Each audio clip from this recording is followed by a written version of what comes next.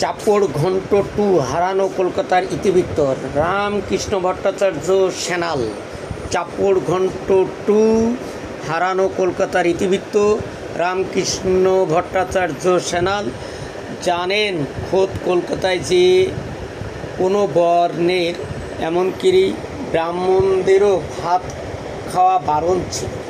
বাবুদের খাবার প্লেটে কি চোরাগোপ্তা ঢুকে পড়তো নিষিদ্ধ গোমাংস? কেনই বা মুসুর ডালকে দেয়া হলো আমিষ অভিধা? মুদি নকুধর কোন মন্ত্র বলে মুন্সি হলে?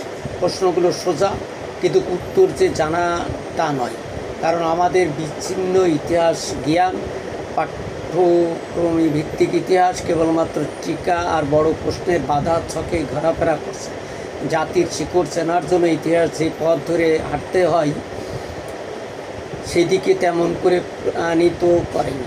ঠিক এখান থেকে যাত্রা শুরু রামকৃষ্ণ ভট্টাচার্য স্যানালের। তিনি ইতিহাসবিদ নন, কিন্তু একজন স্বভাব কৌতূহলী মানুষ হিসেবেই ডুব দিয়েছেন বাঙালি ও বাংলার, বিশেষত এই কলকাতার ইতিহাসে, আর তুলে এনেছেন অসংখ্য মণিমুক্ত ইতিহাসবিদদের বয়ান, স্মৃতিকথা, পুরনো দলিল, খবরের কাগজে প্রকাশিত নিবন্ধের মতো প্রামাণ্য তথ্যের ভিত্তিতেও যেমন স্থানিক ইতিহাস নির্মাণের প্রয়াসী হয়েছেন, তেমনি গুরুত্ব দিয়েছেন জনশ্রুতি তথা ওরাল হিস্ট্রিকে। সব মিলিয়েই তৈরি হয়েছে এই ভাষ্য, যা যথার্থ হারানো কলকাতার ইতিহাস।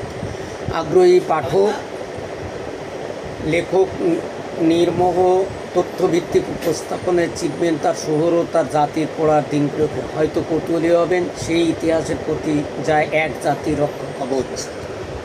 পাঠক বইটি পাবেন এবং কয়েকজন 4 নম্বর দোকান। বইটির দাম হচ্ছে 250 টাকা।